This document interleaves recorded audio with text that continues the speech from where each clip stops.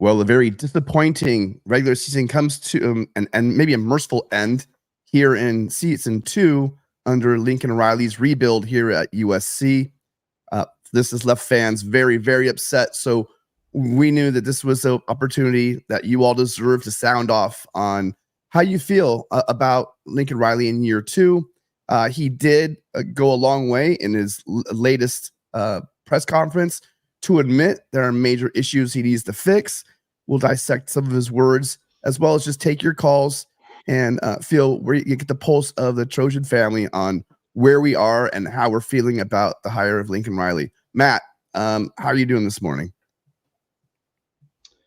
Well, we're the cleanup crew here. Like there's a disaster scene, and there's a lot of toxic chemicals that need to be picked up in a very safe way. What an absolute disaster! And just sometimes as a fan, forget about a journalist. Just as a fan, there are some times when you look at a game and you just see like the first 5-10 minutes, and often that's a knee-jerk reaction, which doesn't turn out to be true. It doesn't turn out to hold any real value. But like just my instinct, looking at the first 5 minutes of that game yesterday, I went, oh, so this is how it's going to be. UCLA is going to bully USC up and down the field for 60 minutes. It's exactly what happened. Like you could just see right away that UCLA was tougher, stronger, was playing with a much higher motor. Oh no, this is really going to happen. And that's exactly how the game played out. And so really, folks, we can boil this down in so many different ways, but it all comes back to the 2023 USC Trojans were a very soft team. That's it. I mean, it's not everything, but that's most of the thing. And so from the strength coach, but also the head coach, which has a philosophy of not being physical in practices, that's where it all starts. And Lincoln Riley has to admit that his strength and conditioning program and his way of molding football players, it's not working. And this is where I have to remind all of you. At Oklahoma, Lincoln Riley inherited in 2017 when he took over from Bob Stoops. He inherited Jerry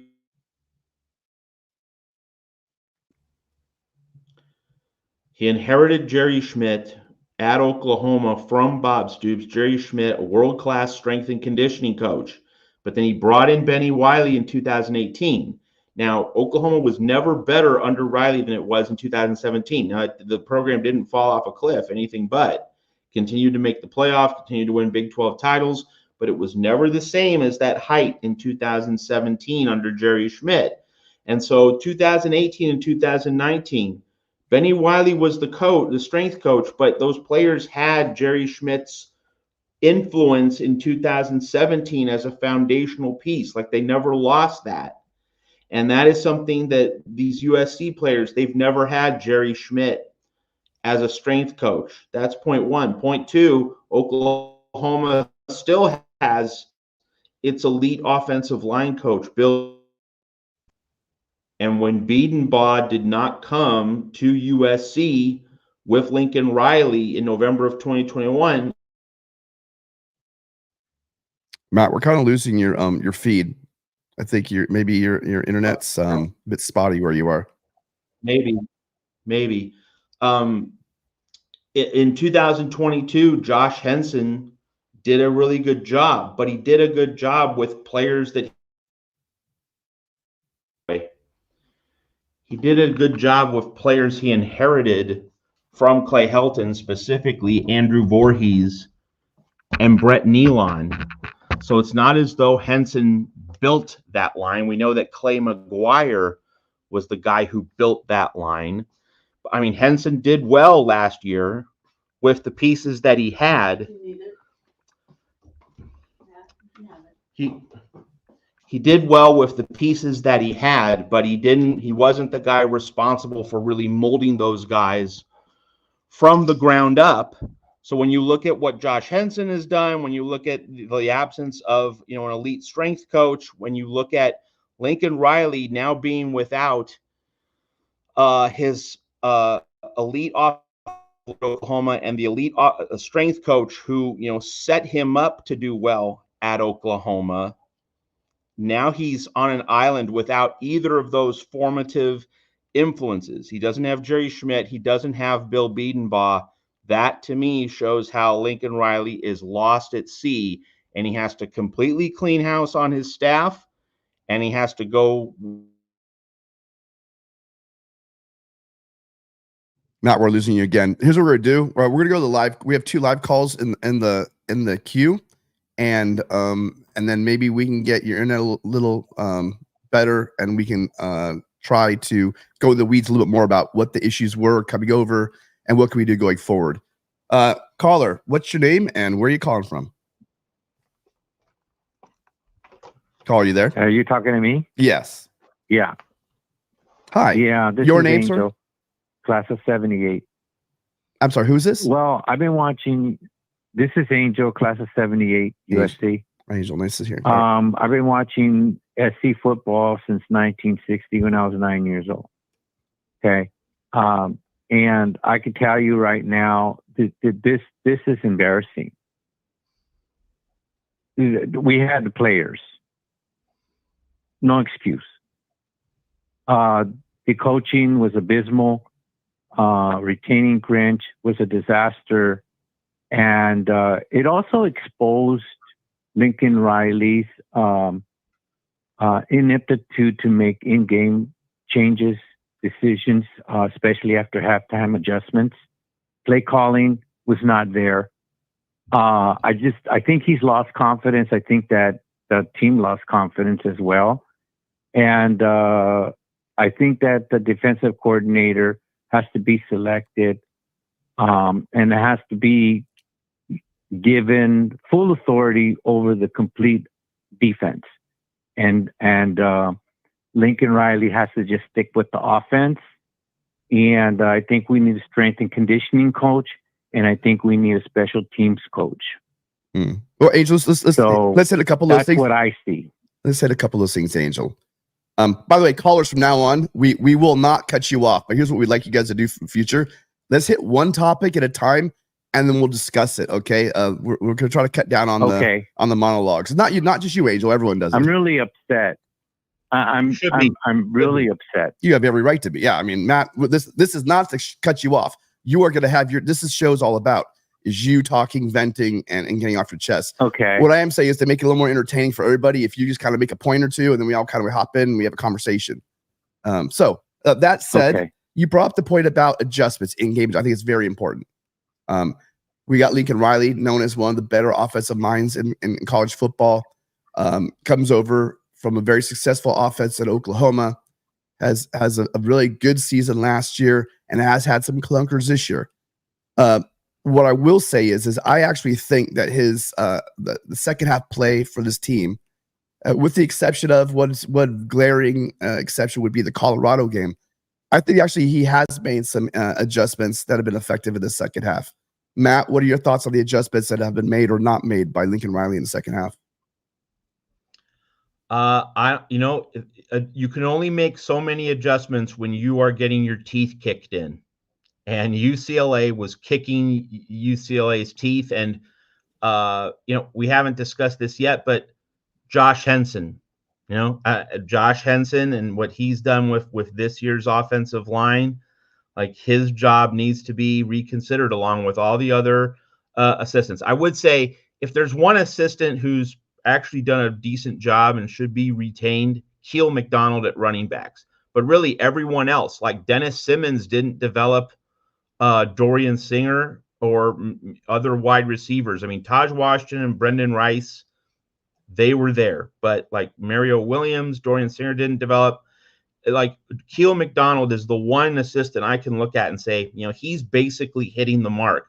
But Josh Henson on the offensive line, I don't think his job should be secure after what we saw against UCLA. And so we can talk about Lincoln Riley adjusting, but when you're just getting blown off the ball as USC was yesterday, there is no adjustment for when your offensive line is getting dominated. And that just goes back to USC being soft And that is item number one. USC cannot be soft. Like that was Clay Helton, right? That was Clay You've Helton. banged that drum. USC You've been banging that drum for a program. while, Matt. You've been banging that USC drum for a while now, program. and it's starting to show. Yeah, you've been banging that drum loud and clear. I got you. You've said soft 3 times now. We got the soft thing loud and clear. I think the one job that's safe, and I'm not saying should be, but is Simmons' job. He's pretty close. He's as far as that relationship with Riley. I am disappointed. You brought up the guys that like Singer, but there's also guys like Deuce Robinson, Jacoby Lane, who shown flashes. Thought these guys, the development of Zachariah Branch. Those are 3 young guys that really just, I think, really could have helped this team out this year, and they didn't get much play. So that's a really good point that you brought up there. And I want to echo your second point. Angel, you watched that game yesterday. There were free runners on. Caleb was running for his life immediately the entire game. There is no adjustment. There's a small adjustment, right? You can roll it out, you can move the pocket. But really, when you have athletic front side, when you have rushers like they had coming at him, there really isn't. You're gonna have trouble with Latu, no matter how good your offensive line is. When you have our offensive line, it was a mess the entire game. But that's a valid point. What's your next point you want to talk about? Well, I just thought that knowing coming into this game that UCLA had such a great defensive line that Caleb should have got the ball out of his hands within 3 seconds.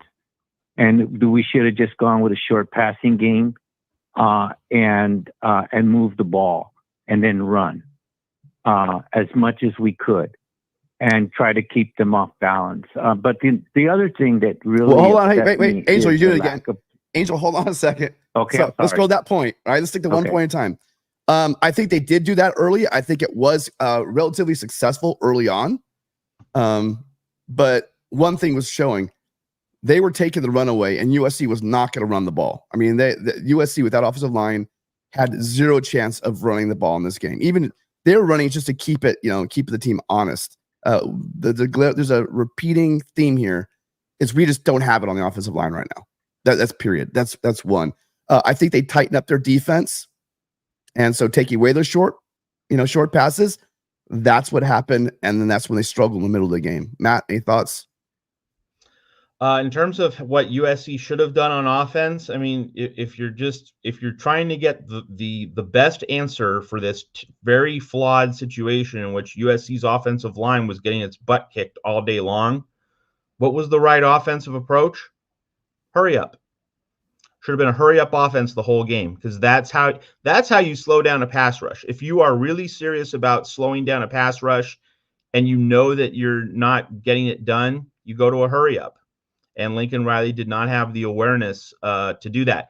Let's remember 1 week earlier, 1 week before this game, Kenny Dillingham and Arizona State, they have no offensive line. They've had like 10 offensive linemen get injured. Like 4 of their 5 starters were injured at the beginning of the year. What did Kenny Dillingham do against UCLA? He used a swinging gate like every other play.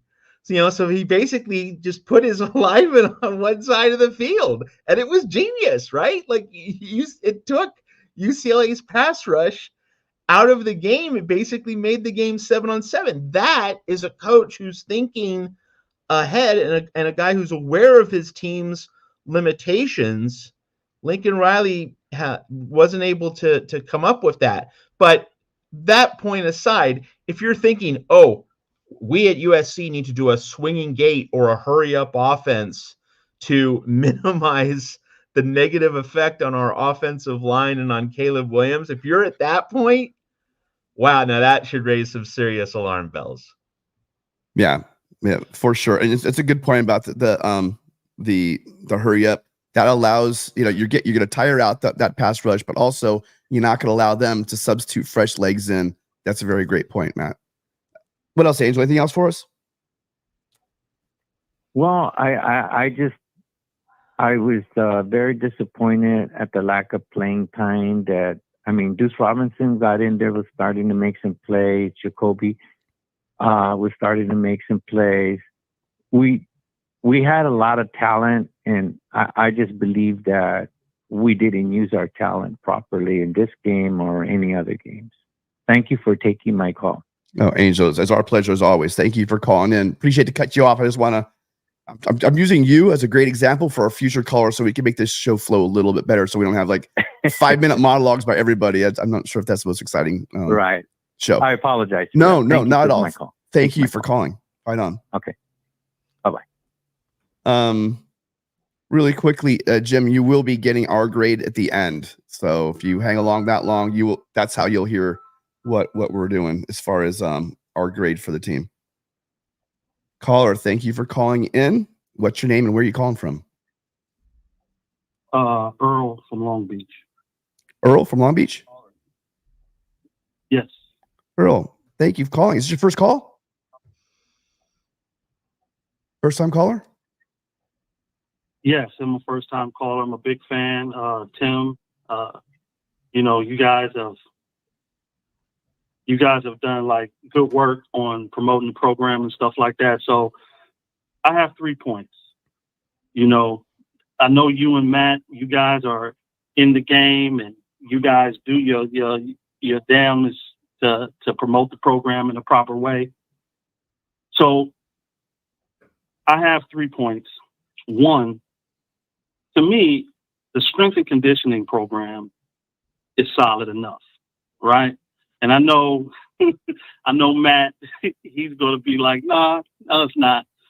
But when I see the numbers that they're putting up, the numbers are great, right? They're putting up 5 plates, 6 plates on the squat rack. So to me, the strength and conditioning program is not an issue. But here's the true issue. It's how you practice. Number one, when you don't go ones versus ones, that becomes an issue. Ones versus ones, twos versus ones are very, very important. Now, I played football for 13 years of my life. When we were good, I played at Banning High in Wilmington, California. I played at Grambling State University. And I can tell you hands down, when it comes to practice, it is the number one identity building part of football. If you want to be great on the O-line and D-line, it has to be ones versus ones, twos versus ones, and it has to be hammered in, week out, hour in, and hour out, right? So how do you guys feel about that? I think you nailed it. I do think late into the season, that you played football a long time. You do scale it back a little bit, but I'll tell you, I have zero insight into what the practice looks like under Lincoln Riley. I'm glad you think we're representing the program well. Maybe you can call Heritage Hall and get us a media credential. That'd be great. We've been fighting for one for a while. Yes, I agree with you. Setting the tone at practice is what I was allowed when I was at USC. Pete Carroll was the coach, and I went to practice, right, and you would see hitting, and you would see real competition, and setting the tone, ones versus ones. Winning games, making it fun, but making it very competitive and making it really physical. I think that is a key. Football is not a finesse sport. It is not. Winning football is not a finesse sport. It is a physical, tough, big man game.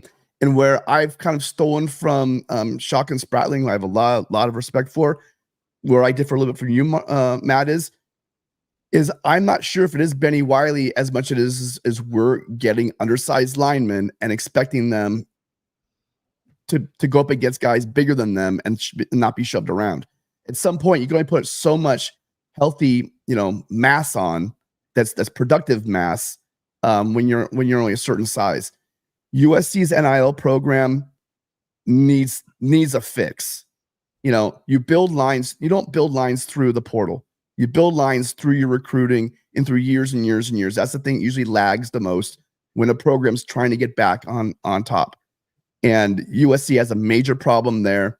They had a great offensive line class. This last class, we had some good defensive line prospects. Weren't the highest rated, but they look like there's probably some diamonds in the rough. But you can't build a program that way. You have to get the best players, definitely in California at the very least, and then go out and get the best players in the country. So I agree with you. We want to fix this thing, physical, tough practices, and we need to start getting the top players in the country again. Matt, any thoughts? Totally agree. And I would say that, you can say that maybe Benny Wiley isn't fully to blame for this, because Lincoln Riley, has a philosophy about practice and how players should interact and go about their business at practice. So if you were to say, which is more important, Benny Wiley's presence as strength coach or Lincoln Riley's practice philosophy, yeah, I'd say Lincoln Riley's practice philosophy is a bigger reason. But you can't just look at what happened against UCLA, just getting blown off the ball completely, and say, oh, the strength coach is fine. You can't look at it that way. And let's remember that Andrew Voorhees, Brett Nealon, Bobby Haskins, the guys who formed the backbone of that 2022 offensive line, like, they had strength coaching from a previous regime. So you can't really say, I mean, Benny Wiley didn't mess it up, but that's what Benny Wiley inherited last year. And this is always part of a coaching transition. When what happens in year one, that's more inherited from previous teachers and previous staffers. Year two is more an indication of the current regime. Year three, even more so. But like going from year one to year two, remember, one of the themes for this season and why a lot of people were optimistic about USC is that, in year two, under Grinch, under Wiley, under these Lincoln Riley assistant coaches, they'll get more familiar with the system, more comfort. They'll be more in a groove. They'll be more, in their element. Didn't happen. And that is an indictment of the coaching staff. You can't really look anywhere else than that. And that's why USC fans who are saying Lincoln Riley has to clear the deck, clean house on his staff, with the exception of Keel McDonald, they're fundamentally right. This assistant staff needs a clearing of the deck. And, so we've spent a lot of time, understandably, on Alex Grinch and how Lincoln Riley needed to let him go. Now that we're here at the end of the regular season, all those other guys, except for Keel McDonald, their job security, their presence needs to be highly questioned.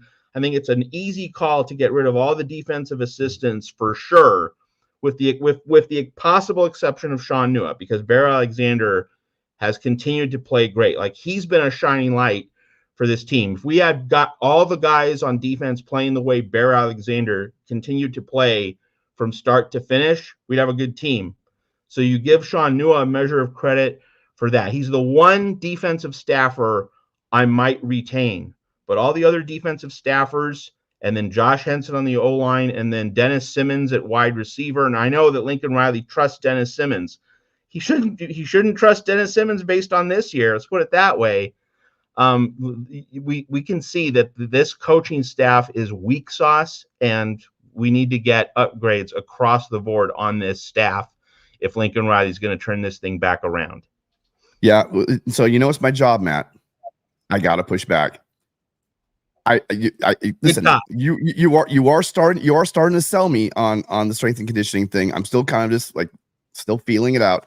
But what I will say is this: is if you're not going to give Benny Wiley the credit for the players he inherited, you have to just the same turn. You got to give him credit for what he inherited when he got here, especially on the lines. The lines. I went around last night on the post game show with my my co-hosts. The fact is it takes a long time to build offensive lines. It takes time, maybe not as much on defensive line, but definitely on offensive line, to build those guys right out of high school. Very rare numbers come out right out of high school and they're ready to play at a high level D1 level. So I'm with you. I think the clock is well ticking on Benny Wiley. And I mean, who knows? I'm sure that he's going to take a look. He being Riley, he's going to take a step back, talk to some confidants, see what has to change. Because you guys, as painful as this season was, I think it was going to take a 7-5 year, not an 8-4, not a 9-3. This was like a threshold, you guys. I think this was an unacceptable drop. This was a difficult schedule. Maybe everyone got their expectations way too high, But this was a difficult schedule, but not a 7-5 schedule. And we played some great teams, but we had better talent than at least 5 of the teams that we lost to. So agree with both of you guys. What else do you have, Earl? By the way, great comment. Sorry. Yeah, so next comment is whoever the defensive coordinator is, he's going to have to play big boy football. Now, don't get me wrong. I couldn't stand Grinch. I'm glad he's gone. But when you have an Anthony Lucas who comes in at 280 pounds, close to 290, what some people were saying, and then you have him shrink down to 245, 250, and then expect him to go against offensive tackles that are 310, 305 pounds, and then expect him to do something special is crazy. Sometimes when you look at things and you say, why did he do that? What makes him think that smaller guys are going to be able to dominate other guys who come in with similar ranking and much bigger, and he thinks he's going to win those battles 1 versus 1s on a consistent basis, then when you're not practicing 1s versus 1s on a consistent basis. Yeah. And my whole thing about practice and playing downhill is when you hear players who say, well, maybe we should practice 1s versus 1s more. That becomes a thing. Now, I know I brought that up before, but again, whoever the defensive coordinator is, he's going to have to bring in his own staff. And like you guys said, a lot of the defensive staff outside of Nua, they haven't developed anybody. The linebackers haven't developed. The corners haven't developed. And don't get me wrong, our cornerback play, when you're playing 10 yards off of a receiver and you're not practicing fast in practice, and then you expect those DBs to then make a move on a receiver who's just as skilled and come up and make a play after being 10 yards off. And then when you drop back, sometimes it's 12, 15 yards off, and then you expect them to come up and make a play. It's asinine. And that is it's a recipe for disaster. And then when you allow UCLA to continue to get 5 and 7 yard gains and 8 yard gains, and then you keep running the same defensive concept, Look, if it's me, man up and say, hey, I want this quarterback to be great today. He's going to have to show me that he can beat me deep, play in, play out. And that means if I have to man up and then try to bring as much pressure as I can on this quarterback and say, you're going to have to be great today, then that's the chance I'm going to take, because trying to allow anybody to just nickel and dime me up and down the field and then run the ball consistently is crazy. Yeah, that's just how I feel about football. Now, their third down numbers last night, UCLA's, and again, remember this is not a good offense right now. Their third down numbers, I'm trying to pull it up really fast, were embarrassing for this team. Give me 1 second, I'll pull it up. But I want to say it was like I think they're like 14 of 21 on third down. Just really atrocious. That's off the top of my head. But if that's off, it's really close to it. There's no way this defense should have been that porous given the talent we have and the struggles that they're at. I understood the struggles we had on offense. That, we kind of knew that going into this thing, it was going to be the battle of who's going to step up, their anemic offense or our struggling defense. And clearly last night it was shown, or yesterday, it was clearly shown which team stepped up. That's awesome. We're stacking up with calls, Earl. Listen, I really appreciate you calling in. Definitely make sure you call in again really soon. I think we'll probably I don't know what we'll be doing this week. There's no game, so we'll see our next call-in show. But make sure you're subscribed and make sure you call in again. Love talking to you. All right, appreciate it, guys. All right, fight on, Earl. Thanks, Earl. Yeah, Earl makes a lot of great points, Matt. And it's hard to argue it. It's hard to argue any of your points. I mean, I'm pushing back on your Benny Wiley comments, but it's out there. It's clearly, This is put this way: at the very least, Benny Wiley hasn't been convinced that he should have a job on this staff, and very few teams players have.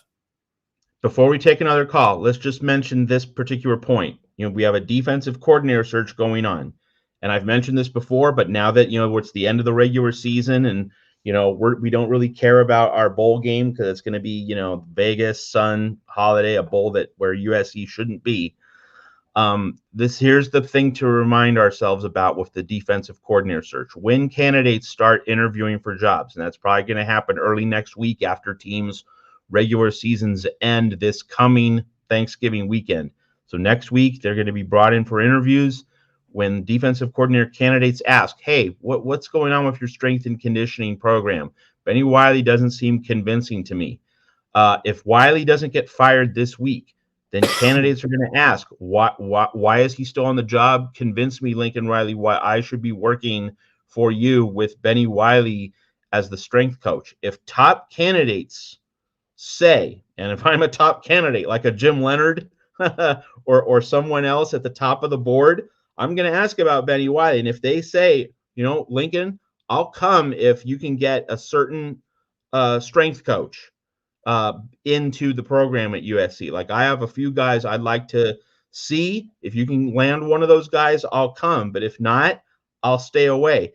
If top candidates are going to stay away from USC and Lincoln Riley because of Benny Wiley, maybe that's the thing that unlocks that particular problem. Now, I will say, just to be fair to Benny Wiley, if Jim Leonard interviews for the job next week and he says, fine, I can work with Benny Wiley, but you, Lincoln Riley, need to do the tougher practices that Earl and others have mentioned, Pete Carroll style practices. Like, I need that. Like, you can't do your practice philosophy. You can't maintain it because it's been proved to be a failure.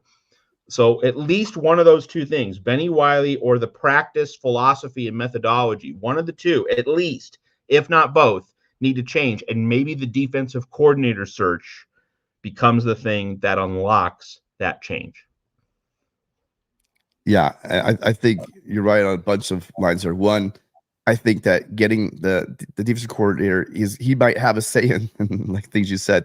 These are all going to be selling points to get the top guy. There's no doubt in my mind, if we land one of those top names we have, instant success in the Big Ten. If we don't, we will continue to struggle. There's no doubt about it. Caller, thank you for hanging on. What's your name? Where are you calling from? Hey, boys. Russ from San Diego. Russ, how you doing? Oh, I'm doing all right, all things considered. Isn't it weird? Better, Tim. Good to hear you're in. Isn't it weird? Like, after the third one, I think it's my magic number. After the third loss of the season, I'm not going to lie. It's sometimes almost just a relief. It's almost just like, all right, okay. I can stop hanging on my fingernails on the cliff. I can just let go. Just let go. Acceptance is a hard thing sometimes. But anyway, sorry, Russ, go ahead.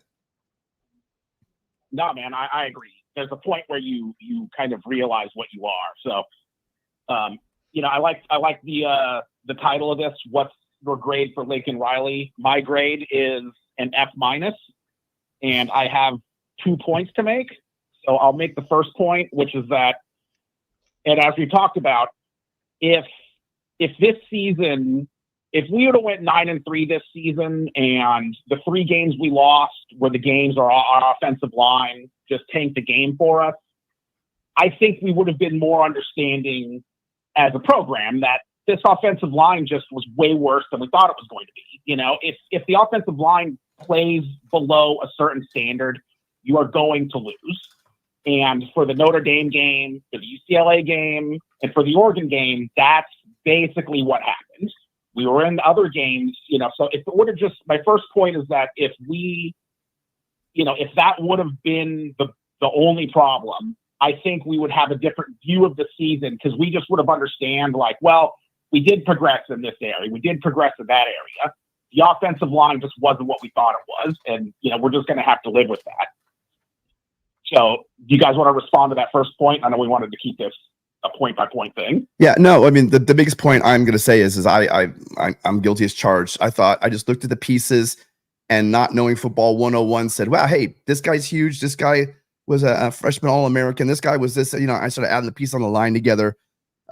Kingston, he knows the Pac-12. He was successful up north, in the system that the other guys came from. He's coming from Clay McGuire up at Washington State.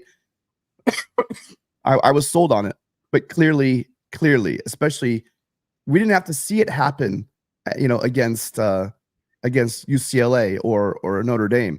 We saw this happen from the very beginning. The San Jose States. I mean, the pass protection the entire year has been really bad, Matt. It has been. I mean, it certainly, it was good against Washington, but it was very inconsistent for most of the rest of the season. And we have to remind ourselves that USC was 6-0 against that soft first half of the schedule. It went 1-5 against the tough back end of the schedule. And really, the 5 most important games, your 2 rivalry games, Notre Dame, UCLA, and then the top of the Pac-12, Utah, Washington, Oregon. The 5 biggest games of the season. USC goes 0-5 in those games. And it's a reminder that when you're winning games against lower tier competition, I know Arizona is an exception. Arizona now looks like a really good win, actually.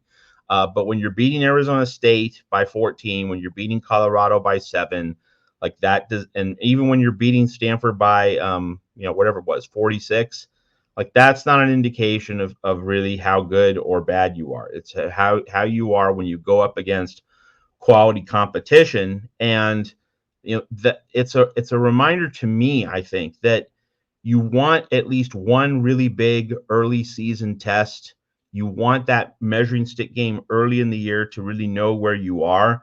And it's so fascinating to compare and contrast 2023 and 2022. USC didn't play a great complete game. The defense played well, but the overall game was certainly spotty against Oregon State last year in Corvallis. But when the team went up to Research Stadium and won that game, that was a real galvanizing moment for the 2022 team. And there was no equivalent early season moment for this 2023 team. And that played a role in leaving this team undercooked and just not in the right frame of mind. Now, of course, it's the job of the coaching staff to have the team in the right frame of mind. But also, just looking on the field, there was no moment from September which brought this team together. And that certainly played a role in why the second half of the season just completely went off the rails. Yeah, true. Russ, what else you got? Yeah, and kind of playing into that. So, given the problems we had on our offensive line, the reason why I give, I'm grading Lincoln Riley so low at an F minus, is because this season was about 2 things. The first thing was about making the college football playoff, which was obviously a failure. But the second thing was that this team had to take some meaningful steps forward in getting ready for the Big Ten. And we regressed, it looked like, in all areas. I mean, we've talked about being mentally soft. Matt, you mentioned we were lost at sea, which I think is completely appropriate. The game management, every single game from the Colorado game on, we had some game management blunders. And, when it comes to special teams, I've never seen anything like this. We have probably the best kick returner in the league. He's Darren Sproles, he's Devin Hester, he's Dante Hall, he's all of those people. And it is a liability for him to return a kick. Every single time he returns a kick, we're so lost. It's like a negative. We're going to get tackled. There's a possibility we're going to get tackled at the 12. So, I think that we all are left, right now it is just, it's looking like where, okay, we fix the defense, we get some new players in, and then, we'll there might be a little bit of a learning adjustment at the, going into the Big Ten. But now I'm looking at it and it's just like, this looks like an upcoming disaster if we don't get some things fixed. I mean, how many times have we kind of lamented, and by we, I mean like the collective USC, alumni and fan base. Well, it's annoying that we get every single, person's best game. I mean, we're getting Arizona State's best game and we're complaining about it. Like, guys, we play Penn State next year. You don't think James Franklin wants revenge for what we did to him in the Rose Bowl? So that's kind of where I'm at. I'm very nervous about where we're going. So monologue over. What do you guys think about that? No, appreciate all your points. Special teams is people talk about for a reason. You know, in close games, a couple things: turnovers, penalties, and special teams matter a lot. I think Zachariah Branch got in the habit, started getting a little bit too loose and started going, east and west and north and south. The couple of returns he had that were really, really positive returns were when he turns the ball up right away upfield. And he had a nice return in the last game when he did that something similar. I think that he took a couple shots by going right up the gut. That may have changed that. I have no inside information on that. But, I think they've been kind of trying to protect him, holding him back a little bit from himself lately. I don't know. I really don't know. But I do think that there's issues. Like, for instance, on the punt, they lost like 25 yards of field position by not fair catching that ball and letting it roll all the way down to the 13 or 14-yard line. Plays like that are huge in a game momentum, like we were seeing, and also in a game where USC was on the wrong side of the position battle, the field position battle, the entire game. I believe, UCLA scored like 3 touchdowns inside, starting the ball inside USC's territory. You had the scoop and score, you had the turnover on downs, and then you had the fumble, and they're scoring on a short field. And there were other times as well. USC needs to, I said this earlier, there's a lack of focus, like I'm having right now with my brain and my illness. There's a lack of focus on both sides of the ball, and it needs to get tightened up. Matt, what are your thoughts while I regroup? That is undeniably true. As I think through the problems at USC, first off, for a lot of people writing Lincoln Riley off, hey, right now, if it's pretty reasonable to say Lincoln Riley's not going to figure it out at USC. It's reasonable, but in terms of firing a guy, let's say something about the topic of coach firings. My philosophy of coach firings is this: you fire a coach when you know, not think, like probably, that's not knowing. When you know it's not going to turn around, when you know it's not going to get better. We have not arrived at that point because we have a defensive coordinator search. And if Lincoln Riley makes the right hire defensive coordinator, and if he adjusts his practice philosophy, that's the salient point that Earl made, where you have to cultivate physicality and toughness. You have to have guys going at each other the way it was under Pete Carroll. Maybe a little more modified. Like, you don't have to do it exactly the way Pete Carroll did, but you have to have guys hitting each other in practice so that when they play in a real game, like, they feel like they're getting something that carries over from the practice field. So we will see if Lincoln Riley can make some serious adult grown man decisions with his defensive coordinator, with other spots on his staff that we agree. Most of these guys need to leave.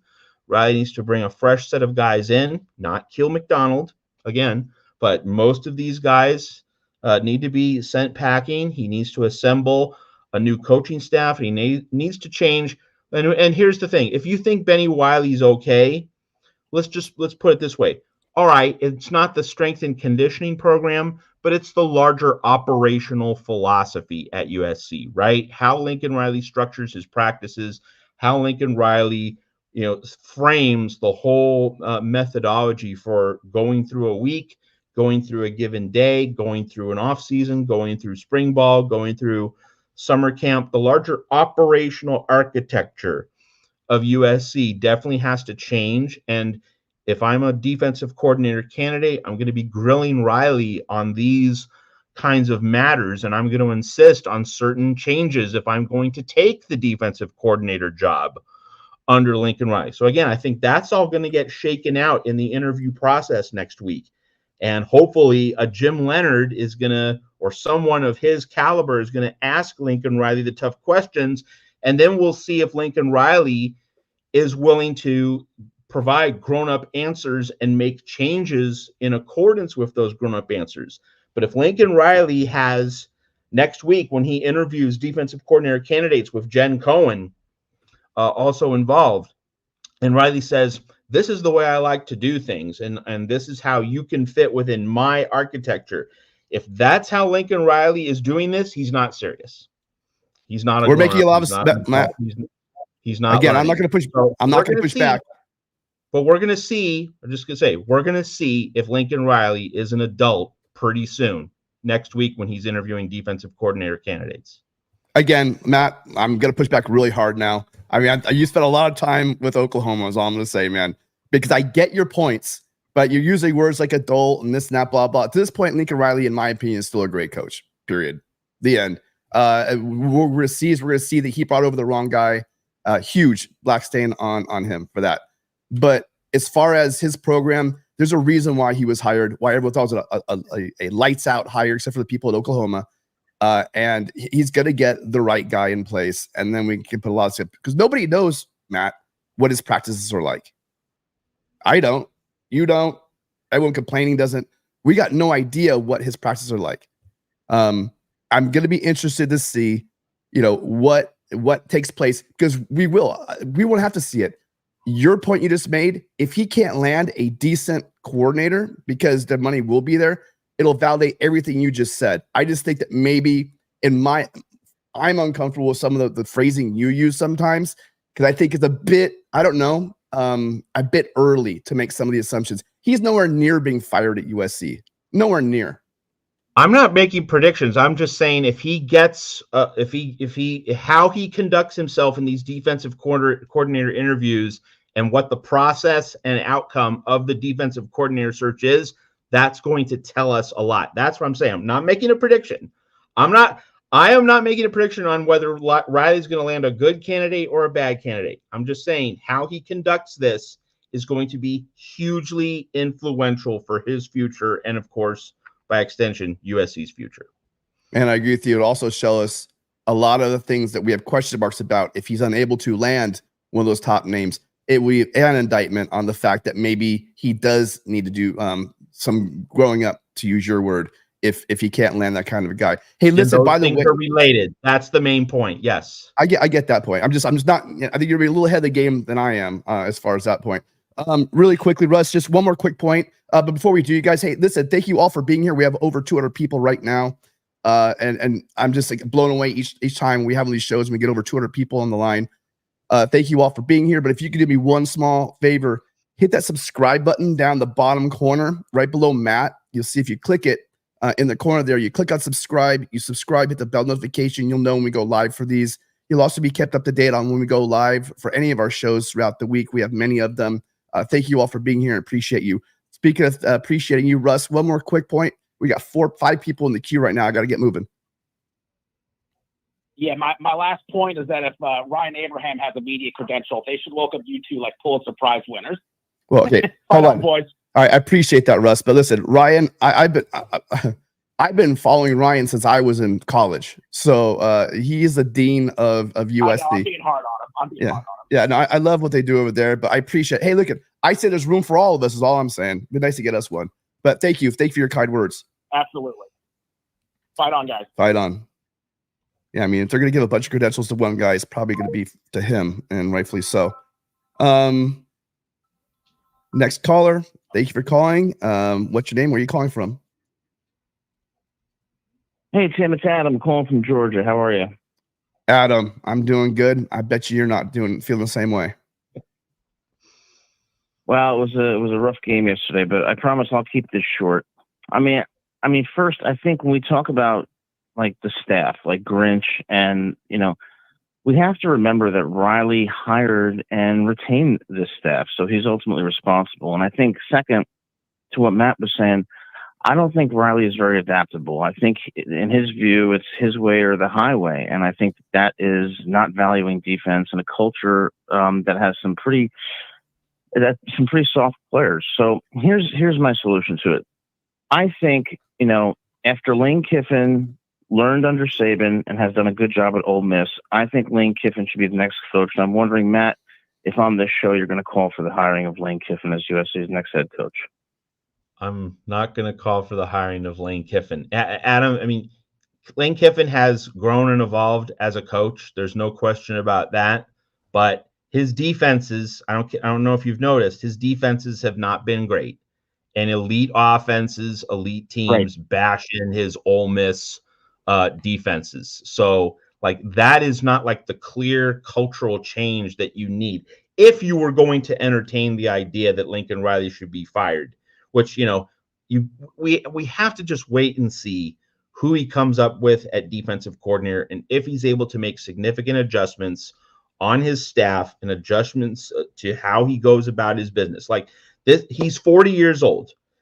Remember Mike Gundy? I'm a man. I'm 40. Well, we're going to find out how much of a man Lincoln Riley is in these coming weeks, and it's going to manifest itself for better or worse next season. Look, and for anyone who wants to fire Lincoln Riley, let's let this defensive coordinator search play out, and let's see what kind of product USC brings to the field next season with a different coaching staff. Like, obviously, if you have a new defensive coordinator coming in, that means a new defensive staff. So it means new personnel at the various position groups. Like, you don't have Dante Williams coaching the secondary anymore. So, like, just there, you're getting an upgrade in the secondary coaching, or at least we hope so. Let's just see what this defensive staff delivers. And like I mentioned just a little bit earlier, Adam, you fire a coach when you know it's over, when you know you're never going to see a certain amount of growth, a certain amount of improvement. We don't know that with Lincoln Riley. He had a very, very strong first season, and this season was an absolute disaster. So that is not normally the context in which you fire a head coach after 2 years. Normally, if you fire a head coach after 2 years in college football, he's 0-2. He's had 2 bad seasons. Like, the year 1 was the grace period, the honeymoon, and then year 2 didn't improve anything. That's normally the context in which you fire a coach, especially one you're paying a lot of money to after 2 years. So we really need to put to bed the idea that Lincoln Riley should be fired now. But I will say, and like, this is absolutely what I'm about to say next, it's incredible in its own right. Like, I literally cannot believe I'm saying this, but it's true. And this is where you then become more reasonable in terms of firing Lincoln Riley. If we get a season like this in 2024, yes, Lincoln Riley should be fired as the head coach of USC. If you see absolutely no growth, no development in a third year after what we saw this year, yes, that would merit a firing. That would tell us that, you know what, this ship is just not going to get out of harbor. It's not going to go anywhere. But right now, we have to wait for this defensive coordinator search. We have to let Lincoln Riley, after the first truly bad season of his coaching career, he hasn't had a bad season before, never lost more than 2 games in any of his previous several regular seasons, either at USC or Oklahoma. After this bad season, how does he adjust? How does he respond? And let's give him that chance in 2024. And if he sinks, all right, then we're at that discussion point. But right now, you give him the chance to hire the right defensive coordinator, make the appropriate staff adjustments, operational adjustments, and we will see what happens. Couple of things. One, it's going to be difficult to fire him in year 3 of a 10-year, $110 million. We are not, as we've shown with our NIL, not a program that's going to pony up $70 million for a buyout. So year 3, hate to tell all the fans out there, it sounds really good. They're not firing Lincoln Riley in year 3. As Matt said, he feels it's justifiable. There's things that need to happen in life that probably should happen in life that don't happen for circumstances. I'm thinking, one, the fact that they gave him a $110 million contract, probably not fire him in year 3. One more point to that is they're bringing a brand new coordinator. I think, and this will be scary. If they bring in somebody, let's say that's I don't know, someone from a Leech Tree, someone that's not on this list of guys, not an up and comer, not someone that's already established, and it falls right on its face, that's going to be the worst case scenario, and that's when it's going to be like head scratching moment. Okay, but if you bring in these top coordinators, or maybe an up and coming coordinator, realize also that this is for your first year into going to the Big Ten. You're starting off with LSU. So USC's non-conference schedule has 2 teams on it. You're looking at LSU and you're looking at Notre Dame. This is not your typical season.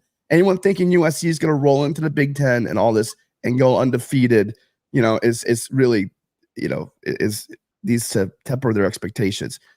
But there should be a significant improvement. And I think based on what we saw on the offensive line, because that was a huge part of the setback this year, that we are going to see some benefit.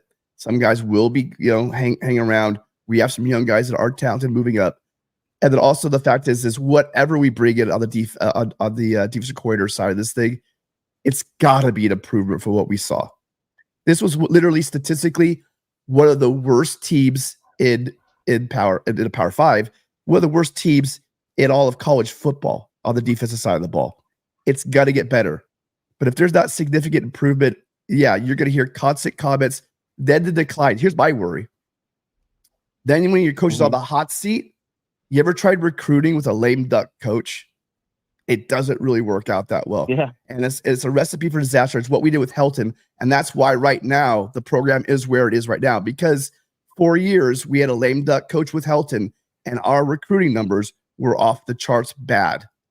And with the exception of some of these offensive linemen that they did pull in, that Clay McGuire did coach up and that Henson took care of last year, and we had that one great year, our offensive line recruiting and our offensive line play has been spotty at best going back to 2027 or 2017. So just some thoughts. I agree with you. And just my last comment is, look, I saw Kiffin after Ole Miss got beat by Georgia, and he said in the post-game press conference, he basically said he couldn't get the players to compete with Georgia.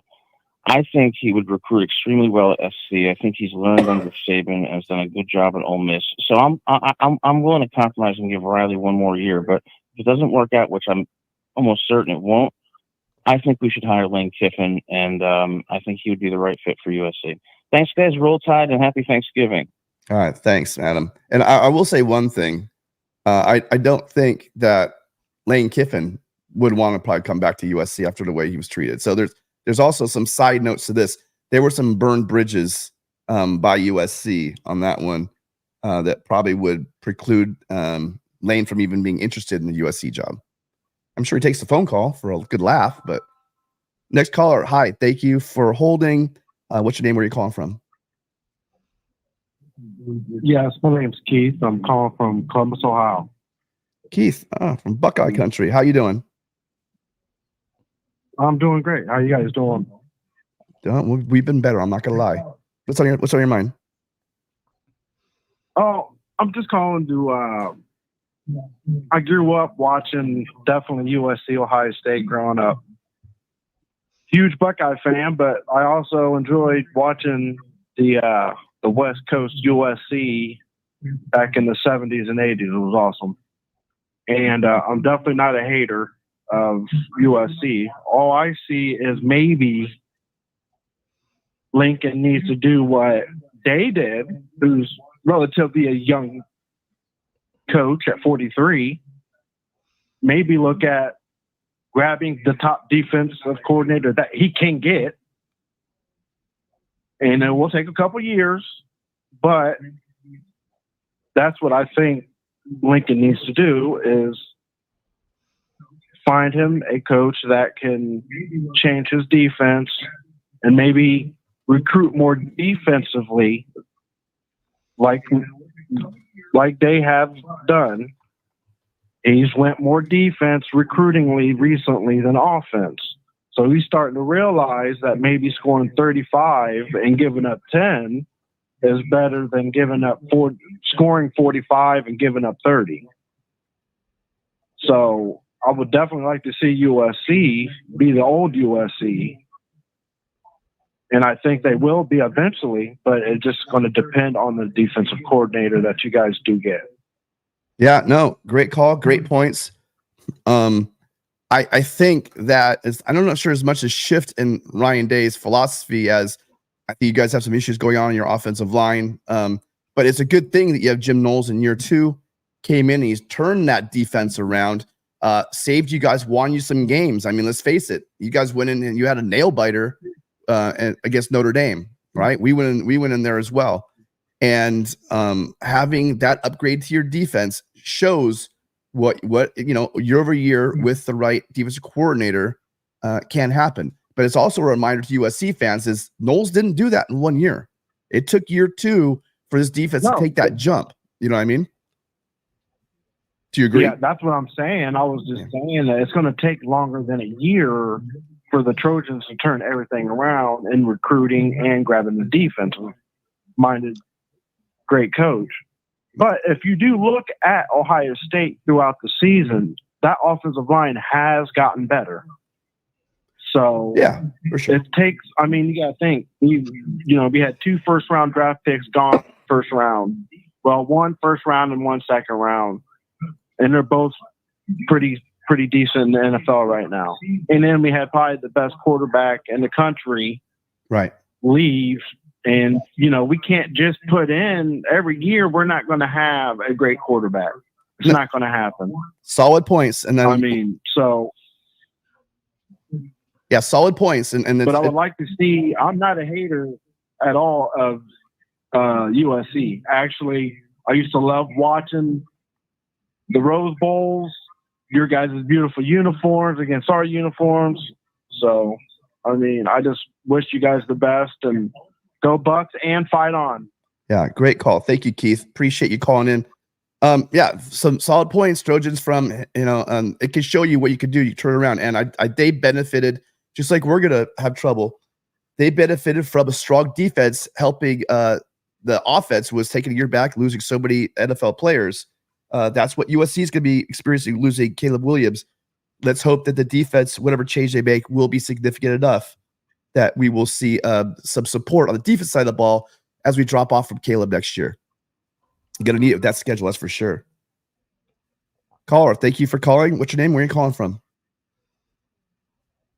This is Jackson Johnson from Alabama. How are you guys doing today? Jackson, nice to hear from you. How you doing, Jackson? I'm doing all right. Matt, I have a question for you, and this was something I really thought about in yesterday's USC-UCLA game. Do you think that this game is similar to the 87 Michigan Ohio State game? Because I was thinking about it when this was like Earl Bruce's last game, right? And he thought, well, might as well go out on top. And after that report from Tuesday from UCLA beat writer from 247 Sports, Tracy Pearson, where he said, oh, UCLA is going to fire Chip Kelly regardless how the season ends. Do you think this is similar to that or no? Well, it was definitely a rally around the flag moment for a head coach, not at the height of his powers, but who had enjoyed previous substantial successes. Let's remember, Jackson, at the Jacksonian, your fine YouTube show, and folks, you should watch Jackson and his show at the Jacksonian. But that Earl Bruce was the coach of that Ohio State team, which went up against Anthony Munoz and USC. And if you haven't seen Tim Prangley and Rick Anaya interviewing Anthony Munoz earlier this summer, you need to check that out on YouTube. You can easily find it. But that Earl Bruce was the coach of that 1979 Ohio State team, which played USC in a 1-3 Rose Bowl. And Pete Carroll was an Earl Bruce assistant on that 1979 Ohio State staff. So Earl Bruce had coached in a game it was essentially a national championship game. So he had been on the mountaintop, but he came down from that mountaintop, and in 1987, going up against Michigan, he beats the Wolverines. So similar to Chip Kelly, he coached in a national championship game with Oregon against Auburn, but now at a much lower point in his career. But you could see that his players really rallied around him, and they fought hard for him. And it's going to be really interesting to see if UCLA makes the decision to retain Chip Kelly. I know USC fans are hoping that's the case. But it'll be interesting to see when UCLA makes a formal decision and announcement on Chip Kelly's fate. So that could be the one good thing that came from this game for the Trojans, is that Chip Kelly might indeed stay at UCLA. It'd be revenge for all those times. So they used to Well, give us a hard time about the Helton years, where Helton would pull off a win. They'd say, well, there you go. You can keep him for another year.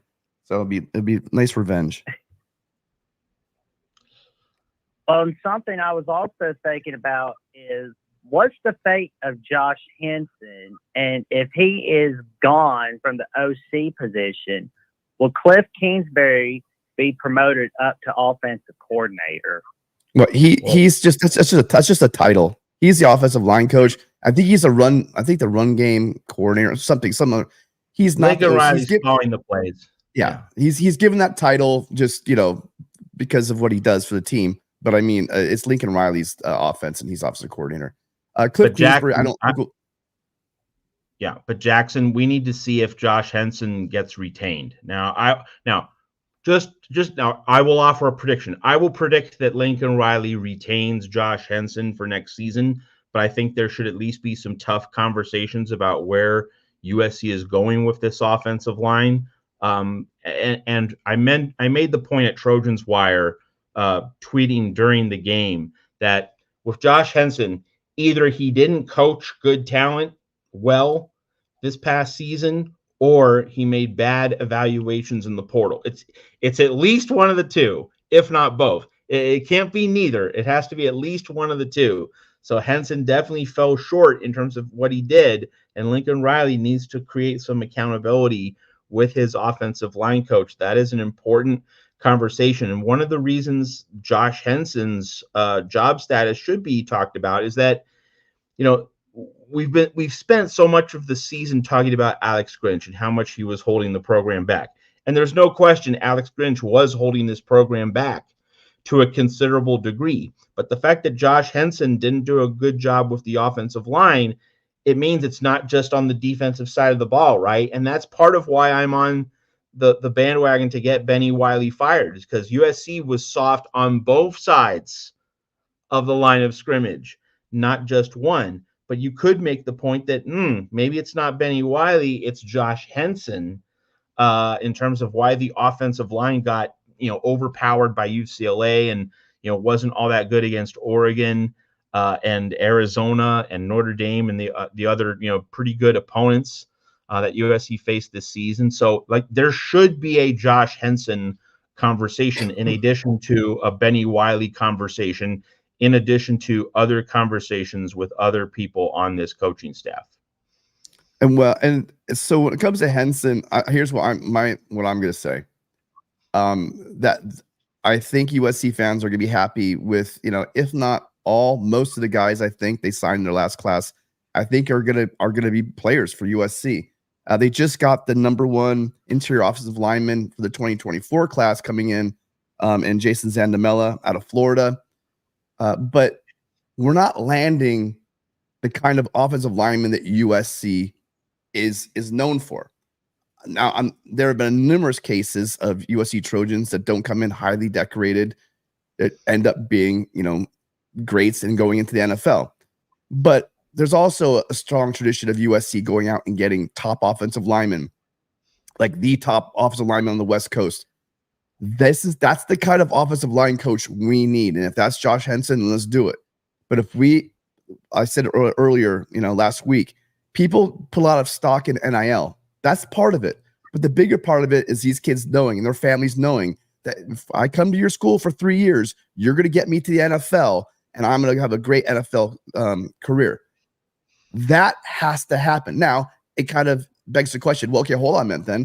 You got to bring in some of these 5-star guys or these high 4-star guys to get those guys the NFL high draft picks, because you can't make, what's the phrase? You can't make chicken shit out of, or chicken salad out of chicken shit, right? That I'm saying is you do need to have top quality guys to get them to the NFL so that you have a record of getting guys to the NFL. That's why schools like Alabama, schools like Michigan, they get guys rotating in there because they know if they come to these schools, they're going to get to the NFL.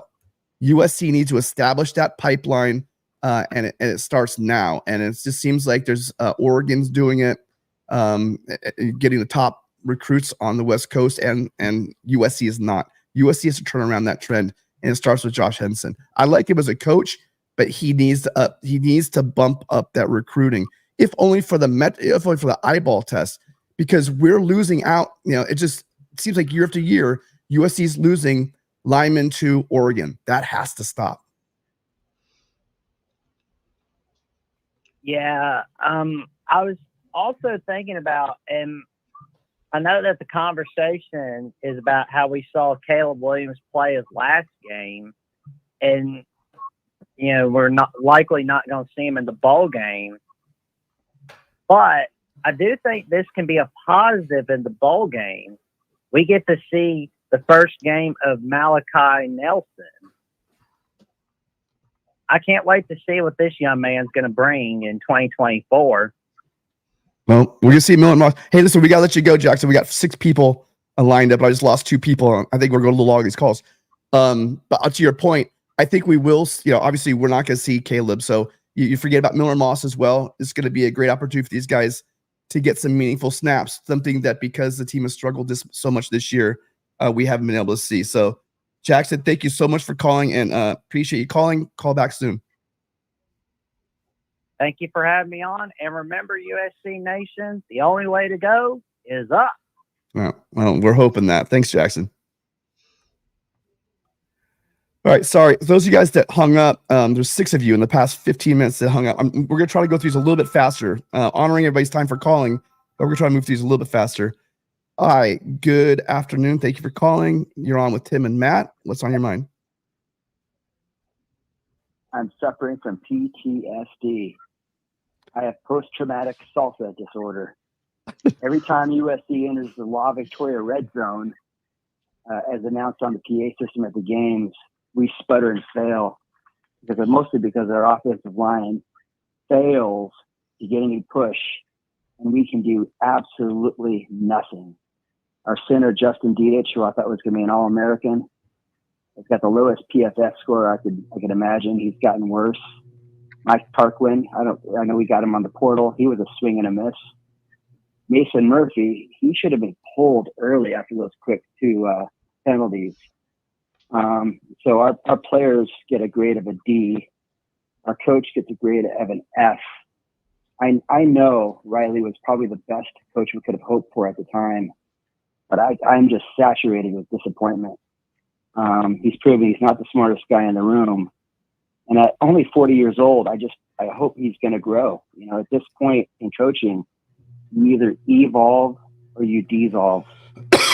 And want to hear what you guys had to say about that. Well, first, I'm so sorry. I was trying to collect myself. You almost killed me with that laugh. What was your name and where are you calling from? My name's Cameron, and I'm calling from Thousand Oaks. Oh, Cameron. Okay.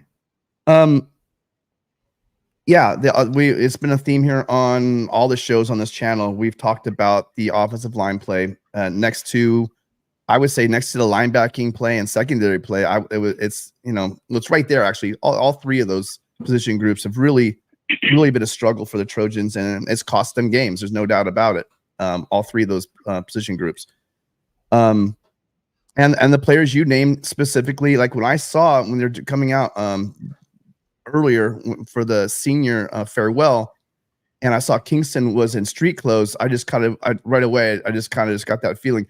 The right side line has not played well, full stop, but popping him out to tackle seemed to mitigate some of our issues we're having, but knowing that he was not going to be available for the game really kind of downgraded my expectations for the offense.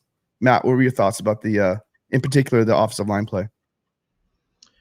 Well, the caller mentioned part of, he hopes that Lincoln Riley at age 40 will grow. And that, I think that's a conversation that I think has been kind of glossed over or not given enough attention. And I think it bears repeating. Lincoln Riley did not lose more than 2 regular season games in any of his previous seasons as a collegiate head coach. 2017, 18, 19, 20, 21. That's 22. 5 straight seasons in which he did, or 6 straight seasons in which he did not lose more than 2 regular season games. And so the idea that he'll never change, he's never going to change his ways. Well, when you're losing no more than 2 games in any college football regular season you're coaching, that's an indication your methods are working. This is the first year in which Lincoln Riley's methods and philosophy have been proven to not work, and they've fallen well short of the mark. But this is like the first disastrous regular season Lincoln Riley has ever had since he came to Oklahoma and then later to USC. So like this is not a situation in which a coach had a couple good seasons and then went through like a 3-4 year period in which nothing was working well. Hey folks, go back in the history books, read up on some of these other coaches. Remember what Bear Bryant in Alabama did from 1967 through 1970? Alabama did not win an SEC title in any of those 4 seasons. Like that, 4 straight years in which Alabama was not particularly good. USC fans will remember USC went down to Alabama in 1970, kicked Bear Bryant's butt, 42-21. That's the Sam Cunningham game. So like 4 straight years that Bear Bryant struggled at Alabama. And we remember, it's not a pleasant memory for USC fans, but in that 1971 USC Alabama game at the Coliseum, Bear Bryant against John McKay, Bear Bryant went to Texas coach Darrell Royal in the offseason, and he learned the wishbone. He asked Darrell Royal to teach him the wishbone. And so like USC and McKay did not have that on film. They just beat Alabama running a conventional offense in 1970 in Birmingham. So in the return game in 1971 in the Coliseum, the USC and McKay had no idea what was coming. So Alabama springs the wishbone on USC, and it becomes the beginning of the second great chapter of the Bears' career. Alabama was a dominant power throughout the 1970s, always in the mix for national championships, playing USC in 1978. USC and Bama finished 1-2 that year. They were 1-2 in 1979 as well. Alabama finishing first, USC finishing second. But so Bear Bryant went through 4 years. It took him 4 years to realize he needed to change something significant at Alabama. Lincoln Riley has had 1 bad year. 1. All right. And it's horrible, and changes need to be made. But the idea that he's a stubborn man, and he is, but the idea Lincoln Riley doesn't change when things go against him. Well, things haven't gone against him very often. That's the point I'm emphasizing. So now he's getting his first really big taste of adversity. Now, I know that the Cotton Bowl was absolutely brutal last year, and I know that he should have fired Grinch after that. So to a certain extent, that was a failure. But in the bigger picture, he still won 11 games last year, and you had Caleb Williams coming back this year, and you had so many other pieces already in place. The idea that Lincoln Riley needed to rethink everything he did after last season, come on, let's be reasonable. If you were Lincoln Riley and you were getting paid all this money and you won 11 games in year 1 at USC, you wouldn't expect to go, oh, I need to completely redo how I go about my business. You would not do that if you were in Lincoln Riley's shoes. Now, you might have fired Grinch, which we all agree that's what he should have done. But the idea that he needed a total rethink of his methods, of his system, come on, you're not doing that after last year, because last year was a good year. Wasn't a great year, but it was a good year. Now we finally get to see Lincoln Riley getting absolutely punched in the face, and we're going to find out if he's ready to make changes. So we need to have some historical perspective on what Lincoln Riley is facing right now, measured against the other great iconic coaches from college football history. Matt, you bring up a really great point. Continuity is so important in success in college football. That year-to-year continuity, you see it. That's what makes runs like Alabama made under Nick Saban, the way he rolled in coordinators. He had a great job of doing that. But if you have this perpetual, it's going to happen. You're gonna lose. Some people do it better than others. I think it kind of really derailed a lot what was happening at USC with Pete Carroll when he lost some coordinators, and there was towards the end there, it just seemed like the mojo had been lost. You look at what's going on at Clemson. You know, it's keeping that continuity from year to year. It was a big gamble. It obviously just kind of went flat on its face, and now we're seeing it. And again, like we talked about earlier in the show, maybe, like just Matt laid out perfectly, maybe it takes a nice big slap 7-5 season right in the face to go, all right, hold on. Yes, I've been a 2-loss coach, you know, forever, but now I just lost 5 games. I need to reevaluate what's going on. I'm sure I have every faith that he will be able to do that. Cameron, any final thought? Cameron, are you there? Cameron? Yeah, one last thing I would say is one measurable is our third quarters have been anemic at best. I hate bringing up Pete Carroll, but Pete Carroll used to have a thing where he'd come out in the second half and he would make adjustments. We have gotten dominated every third quarter and now fourth quarter, really. We have been unable to do anything. We've been out-coached when they come out of the locker room in the third quarter. We have been out-coached and outplayed every game. And that's just been heartbreaking to watch. And just, again, a true disappointment. And I think that's one of the measurables that I see this year. And to Matt's point, you know, I do believe that a coach has the ability to turn it around. The proof's in the pudding, man. You either evolve or you dissolve. Hey, thanks for the call. Fight on. Great call. Thank you so much, Cameron. Thank you for calling. That opens up the line for the next caller. Well, I called you. Go ahead.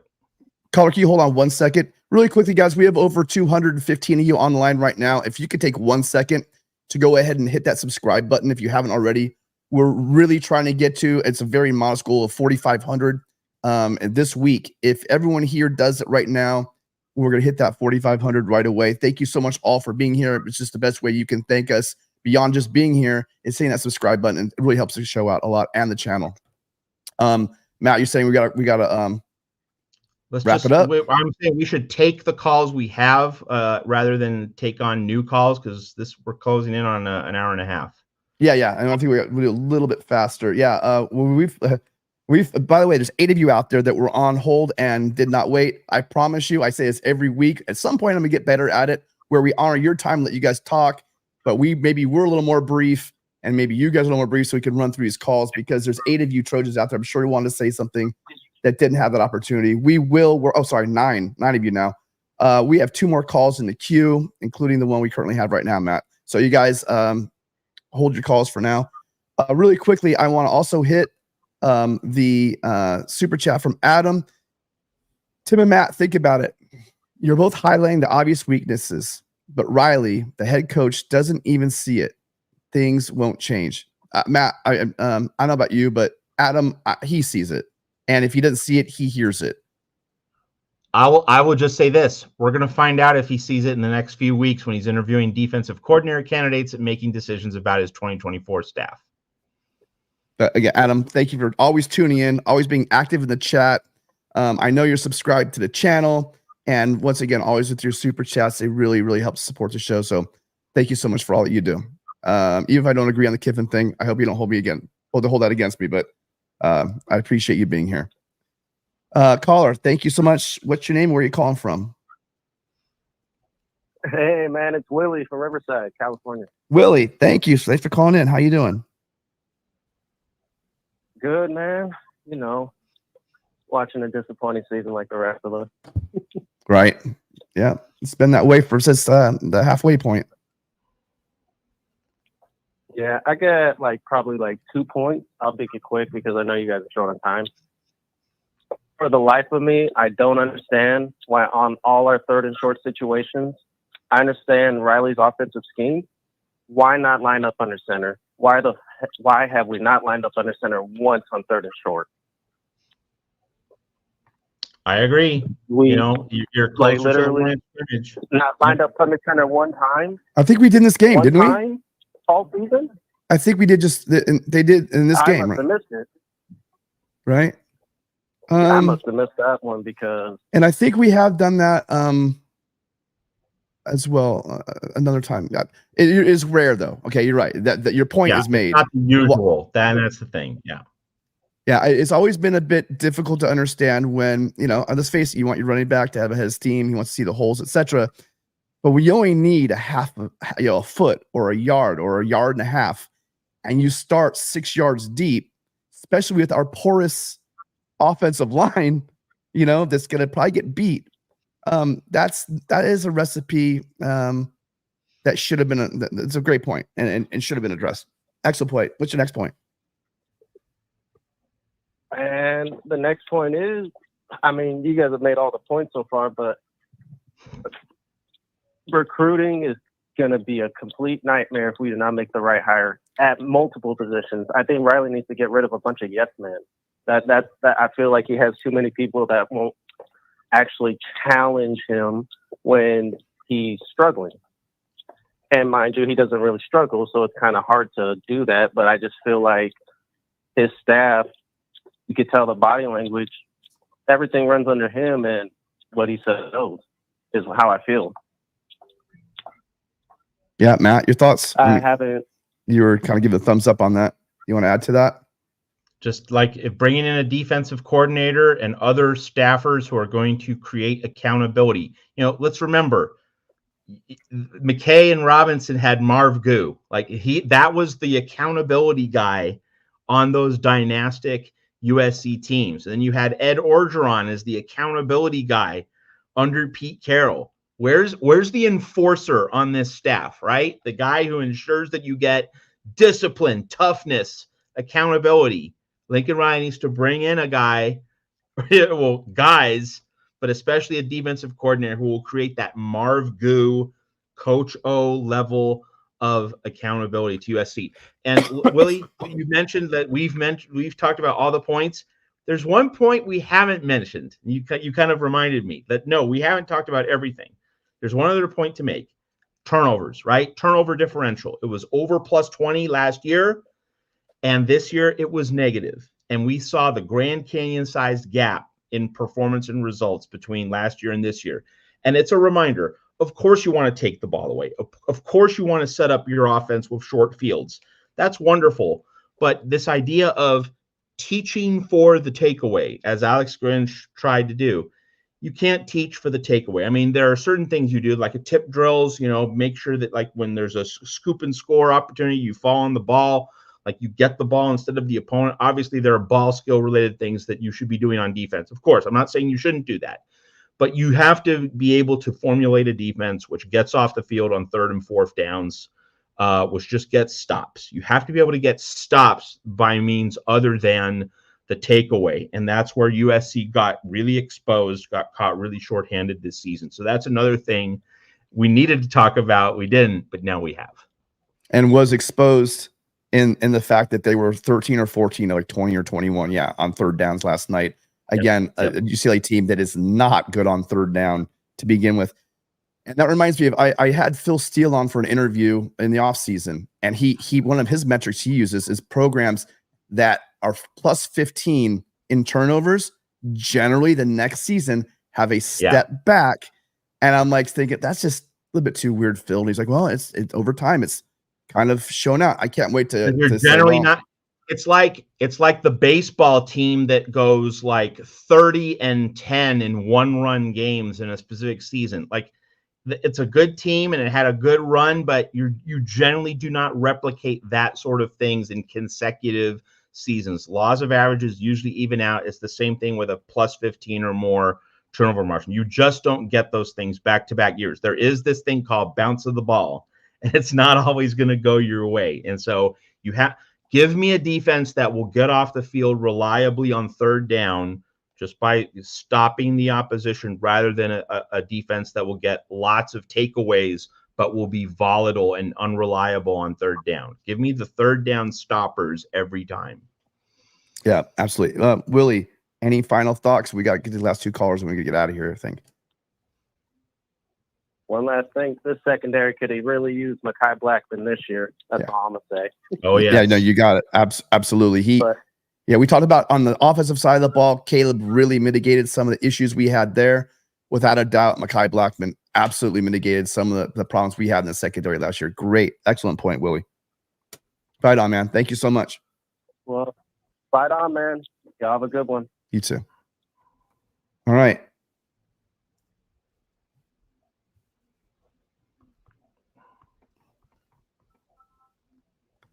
Welcome, caller. You're on with Matt and Tim. Sounds like you're getting out of your car. No, yeah, I'm just getting in, but yeah, man, it's I mean, I'm a Notre Dame fan calling in, just tuning in. I live in Southern California, so I have a lot of friends who obviously support USC, and I was just really interested to tune into your show and try to listen to your guys' issues, which is essentially similar to ours, where there's coordinators in question, season's over, you have nothing to really show for it, and to me, I'm more interested to know what's going to happen next year for you guys specifically, now that Caleb's gone and you guys need to recreate your defense, hopefully with a much better coordinator, and what's really going to happen at the QB side of the ball, because the offense needs to step it up a little bit too. Am I right? Matt, your thoughts?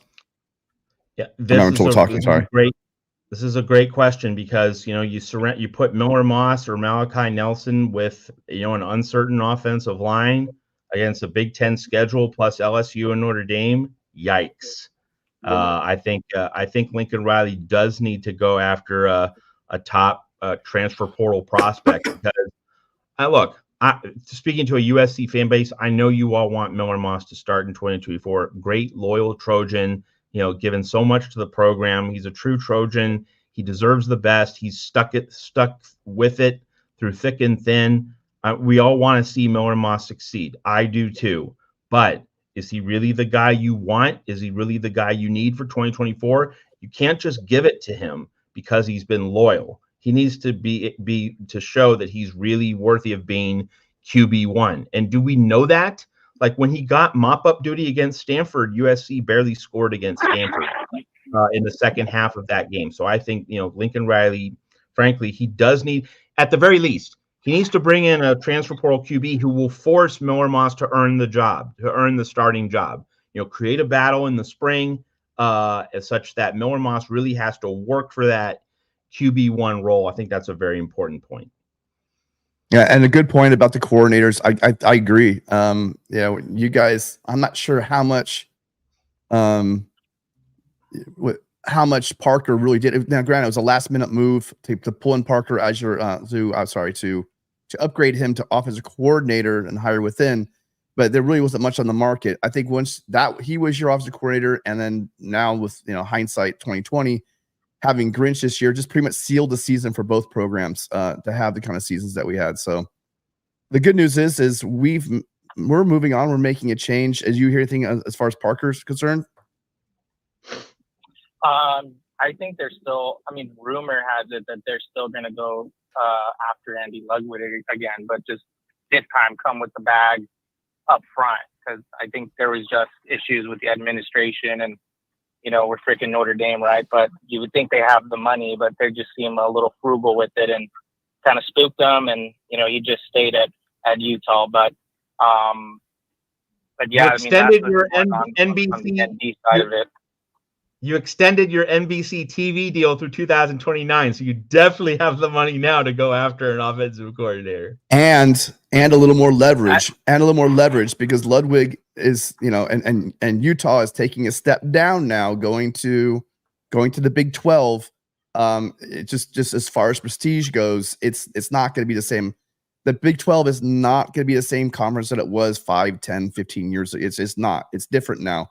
It's going to be seen as a step down. So that's more leverage also for, but he's a Utah guy. So yeah, I hear you. And right. And then just speaking about the conference switch, I was talking to one of my buddies yesterday after you guys' game was over, and he was just like, dude, we're stepping into Murderer's Row next year too. So if there's any point in time where Lincoln Riley needs to figure it out, it's literally right now. Because if you think this season was tough, next season is going to be a lot more worse. That's right. Yeah. Yeah, I know, absolutely. Great call. Thank you for calling in. Wish you guys the best of luck next year, except for obviously a game we will be playing this time at home at the Coliseum. So hopefully that'll be helpful. Yep. But take care. Thank you so much for calling. Hope you call in Yep. soon. Have a All good right, one. boys. Good show. Thank you. Thank you. We got a couple super chats. Which ones did I miss? I think I missed. Well, I did miss this one. So, Stark M, thank you so much. Body language says it all. Lincoln Riley was defeated at the end of this year. He knows. My monitor's messed up. He knows it will all. It all has to change. Yeah. Adversity builds And it character. will. Fight on. Again, we'll find out in the next 2 weeks, folks. Will he change? Won't he change? We'll find out in the next 2 weeks. I mean, might not answer the whole question, but we're going to get a lot of answers and a lot of information in the next 2 weeks. And sorry, I'm hopped up on Cody and all kinds of fun stuff, so my brain's not working. I'm not sure if we hit this one. I popped it up, but Riley again, won't change. We'll find out in the next few weeks. All right, folks. We'll get answers one way or the other. We'll get answers. There's no use in saying right now, today, November 19th, Riley won't change or Riley will change. Either way, we'll find out in the next few weeks. Yeah, absolutely. And a lot can change, in just a couple of weeks. Talk about recruiting, landing Jim Leonard or landing a Dave Aranda or something like that to that level will make USC's recruiting go through it will reshape recruiting for the 2024 and definitely the 25 classes. So don't worry about that. And then I think that's let me get the last of this here for that really looks like it's it. Matt, appreciate you. Again, I call you last minute like I always do. We knew we had to make this happen, you guys. Make sure you guys hit that subscribe button in the corner, please. If you haven't done it, we're trying to get to 4,500. And when you hit that subscribe button, make sure you also are hitting the bell notification. You guys are all awesome. Thank you for sharing your Sunday morning with us. Please call in. For the 9 callers that called in, I didn't get to you. I can just keep telling you I'm going to try to get better at this. We'll get to you faster. Okay, folks. And before we go, when USC makes that defensive coordinator hire, because, we don't have a game until the bowl game. So that's over a month away. So like the next really big USC football moment is that defensive coordinator hire moment. When that happens, you know that Tim and myself are going to be here with a live show. So that's why you want to subscribe, because you'll get a notification that will tell you when our defensive coordinator live show is about to start. You'll get that notification. So stay tuned for our defensive coordinator live show whenever Lincoln Riley and Jen Cohen make that hire here at USC. That's going to happen. It's going to be a juicy one. So make sure you do have that notification. I can barely talk. I'm surprised I got through this thing. Thank you all for being here. I completely forgot what I was going to say, but thanks for your loyal viewership. Yeah. And then make sure that you check us. We'll be live as always. We can come live every Monday night. Matt, Mark, and I, we do the Conquest show so 8:00 tomorrow, 8:00 Pacific, 11 Eastern time. Make sure that you guys are all getting out there and having healthy lives. Football's not everything, guys. I know it feels like sometimes the sun will rise tomorrow. We're gonna have a good defensive coordinator. We're gonna turn this thing around. You guys remember to fight on like Trojans. All right, for Matt and Tim, we'll see you all next time.